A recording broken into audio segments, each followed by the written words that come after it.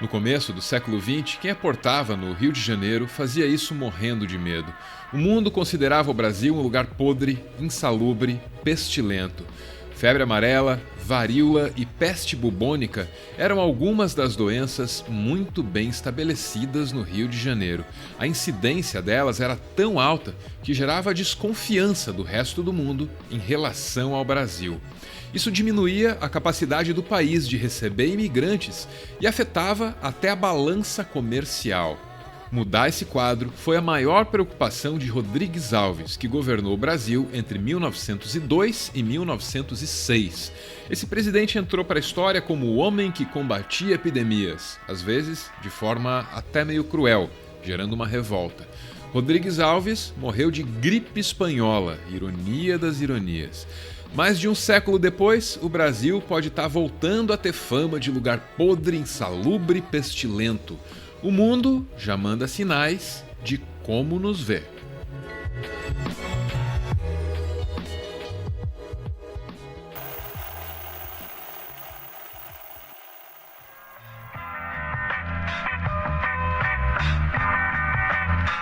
A pandemia da doença provocada pelo novo coronavírus chegou à América Latina depois de outros continentes. O primeiro caso registrado no Brasil foi em 25 de fevereiro de 2020. Mas agora, o Brasil tem a maioria dos casos e das mortes da América Latina. E os números do país são provavelmente muito subestimados. Tudo isso que você acabou de ouvir está no mais recente editorial da revista médica Lancet. Esse texto é completamente atípico. A Lancet é uma publicação médica. Fazer referência a presidentes da América Latina logo no título não é exatamente usual. Pode, inclusive, ser inédito. O editorial se chama E daí?, em referência à resposta que o presidente do Brasil deu quando o país ultrapassou o número de mortos da China. A gente ultrapassou a China hoje no número de mortos. O quê? A gente ultrapassou o número de mortos da China hoje. O Brasil E daí? não vai. Lamento. Quer que faça o quê? Eu sou Messias, mas não faço milagre. Um plano pro mim. Essa resposta deve entrar para a história como repulsiva, porque é. A dúvida é compreender se por causa dela, se por causa do nosso manejo temerário da crise, o Brasil como um todo também não vai se tornar repulsivo aos olhos do mundo. A Lancet deixa claro o que é que o Brasil precisa fazer para mostrar que é melhor que o seu presidente. Diz a revista, talvez a maior ameaça à resposta para o Covid-19 no Brasil seja seu presidente, Jair Bolsonaro. O Brasil, como um país, deve se unir para dar uma resposta clara ao "e daí?", dito pelo seu presidente. Ele precisa mudar drasticamente suas atitudes, ou deve ser o próximo a ir embora.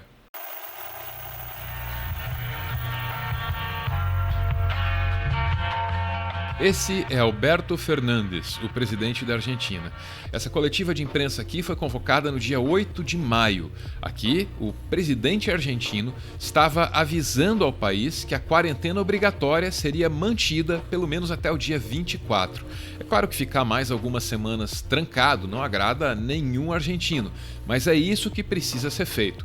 O presidente Fernandes precisa convencer o povo disso. E ele tem um bom argumento. O argentino que quiser saber o que acontece quando o distanciamento social não é levado a sério só precisa olhar para o Brasil. Esse gráfico aqui é o argumento mais pesado que o presidente argentino tem no seu arsenal de persuasão. Si uno mira cómo evoluciona a Argentina, uno se sigue dando cuenta en relación a lo que pasa con el resto del continente, que la situación de Argentina es una situación bastante controlada. Nosotros somos la primer barra que se ve en ese cuadro. Y si se compara con la situación de otros países del continente, como Ecuador, Brasil y Chile, uno ahí puede mostrar el éxito que hemos tenido como sociedad controlando la pandemia. Y eso es un logro de todos y de todas. Insisto en este punto.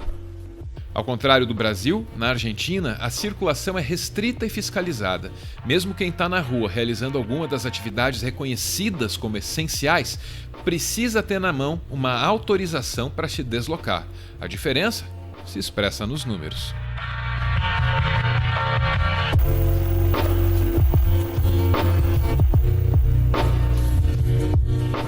Esse é o humorista português Ricardo Araújo Pereira. Ele apresenta um programa chamado Isto é Gozar com Quem Trabalha.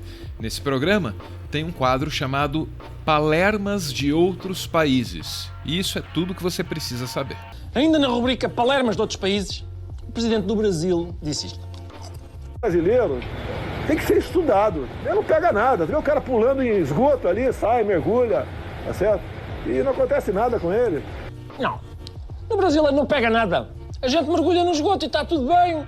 É, aliás, um dos motivos de orgulho do país que eu dirijo. O saneamento básico é de tal ordem que há esgotos a céu aberto com gente ali a nadar. Cada vez que o presidente do Brasil ignora as recomendações sanitárias mais básicas, ele ganha espaço em toda a mídia mundial. Essa reportagem aí é da CBS. Bolsonaro last week joined anti-lockdown protesters, no masks or social distancing here, despite the grim situation throughout the region. Mas não pense que a mídia gringa está cobrindo o Brasil com tanta atenção só porque está preocupada com a gente. Não, a percepção é a de que o Brasil pode estar virando uma ameaça para o resto do continente. Brazil has now surpassed China's official death toll from the coronavirus, but the country's president continues to downplay the threat from the virus. That is raising concerns that outbreaks in Latin America could lead to another wave of infections here in the United States. É esse medo de que o Brasil possa provocar novas ondas de infecção que deve nortear o posicionamento do resto do mundo em relação ao nosso país pelos próximos meses ou pelos próximos anos. E não há lealdade ou vassalagem capaz de mudar esse quadro. No final de abril, o presidente dos Estados Unidos já sugeriu restringir voos vindos do Brasil.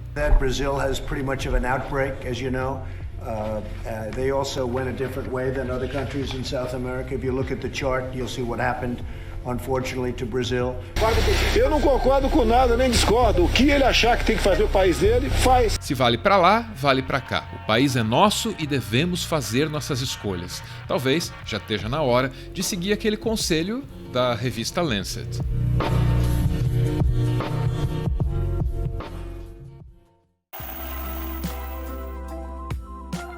Eu sei. Todo dia você ouve falar de algum empresário ou algum político fazendo pressão para que as pessoas saiam às ruas, façam compras, gastem dinheiro e ignorem a ameaça da pandemia. Isso tem acontecido mesmo em todo o Brasil. Só que também tem gente se esforçando no sentido certo.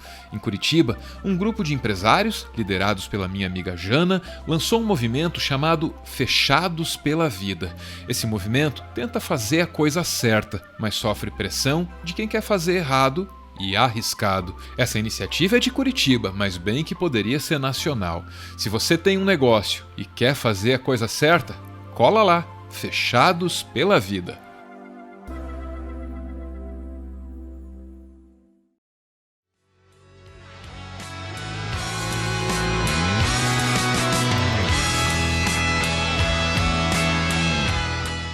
Muito obrigado por ver esse vídeo até o final. O Meteoro é mantido graças a uma campanha de financiamento coletivo. Quem participa ouve um podcast exclusivo e aparece aqui no finalzinho, que é para receber o nosso agradecimento.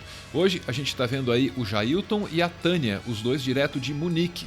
A música que você está ouvindo no fundo é diferente porque o Jailton pediu para mudar, ele acha outra triste. Só para explicar, normalmente a gente usa o tema de Maia, de Persona. Dessa vez a gente está ouvindo uma trilha aí de um jogo chamado Guitar Man.